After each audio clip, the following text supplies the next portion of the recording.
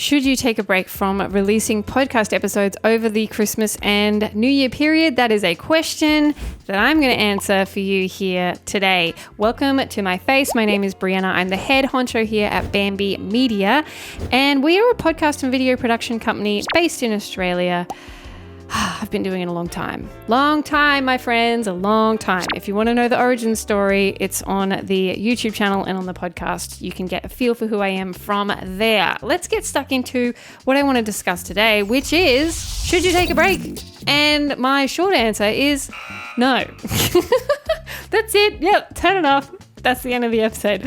No. For a little bit of context, so we have a lot of clients. We've been tracking the data on these clients for a long time. We track every month how they perform so that we can get a feel for whether there's any particular months that outperform others or where things are a little low. And then at the end of the year, we send an email to our clients and say, hey, this is what you should do based on the data that we've collected. Here we go. Number one, a lot of people take a break in December. Therefore, the data shows that listenership drops in December because partly a lot of people are taking a break in December. So there's physically less episodes, there's physically less videos coming out. Therefore, consumption is sometimes lower as a result of that. But that's kind of only one part of the story there. The other part is, yes, there is less people consuming at certain periods of December. And from my data that we have here, it's about a 2-week period from 16th-ish of December through to the 30th of December. You've got a section there where December drops about 8% in actual listenership. 8% doesn't feel like a hell of a lot to me. Doesn't make me want to stop releasing over that period for a small drop of 8%, and especially because of what happens in January. January has a increased listenership of around 20 to 30% above the average. What that means is that if you haven't taken a break in December, if you've continued to release, although yes, you may have less listenership in December, they're going to binge it in January because that's when they're actually having more time to themselves. They've done all the Christmas running around. Then it gets to January and maybe they're on holidays. Maybe they've got their kids in like some school camp things. They've got just a bit more time to themselves. They haven't started back at work yet and they're looking to consume. And we want to get these people off social media.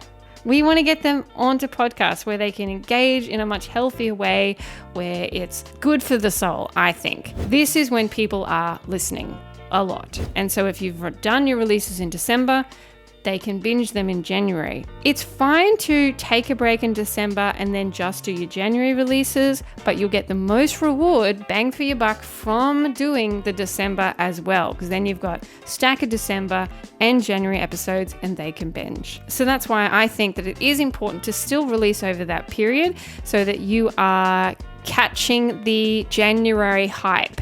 What that looks like though is batching your content. So you want to take a break, that makes sense. That's what I'm doing here right now. I'm batching content for the Bamby Media YouTube channel for our podcast, Pump Up Your Pod. It's important to have some structure around what you're thinking of recording and make it possible for yourself to take a break but still release. Batching is the way to do that. We can help you batch by providing you with a content planning calendar. This is where we listen to your show, we collect some data on your show. If you're a client, obviously it's a little bit easier because we have some data from you already.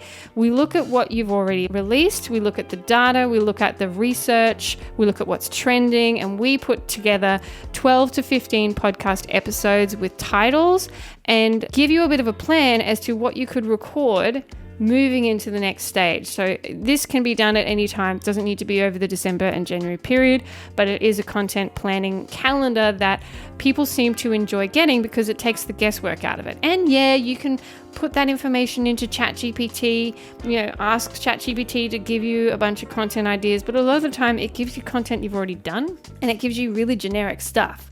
Whereas with us, what we do is, we might use some AI tools to help us kind of get there a little bit, but we also have other tools that we look at that actually make it more possible for us to be really tailored and customized to what we think is actually going to work for your show, for your audience. So that's a good thing to do at any stage, certainly around this period. If you're struggling, that's something that you can get us to help you with, and there will be a link to book one of those in. Turnaround time on that is 7 days. So that's what I think there. I think that it's important for you to know that you can batch, that you should batch, that you need to get yourself organized, that you need to have a bit of a structured plan as to what you're wanting to release.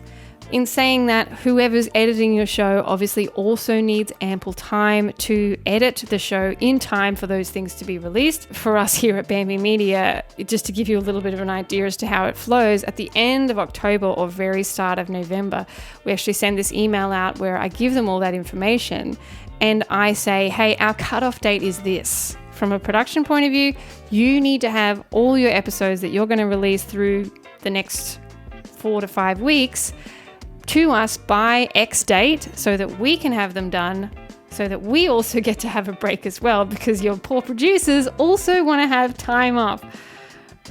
And it is important for everybody to have some time off, but batching is the way to do it.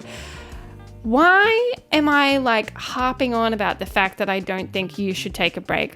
Firstly, I've just mentioned 8% isn't a huge drop. 20-30% that you're going to get in January, February is going to be good as well. Makes it worthwhile to me personally. That makes the most sense. But more broadly, the podcasting industry is still exploding, okay? It has not hit the peak. It is still growing. We now have podcasting in the mainstream in the US. 51% of people now listen to podcasts regularly in the US. That's huge and has never happened before, thanks to Sounds Profitable for actually providing that data in their podcasting state of the industry for 2024 as well. I'm going to link to that research so that you can look at it in full. There's so much good stuff in there that makes you just go, yes, podcasting is growing.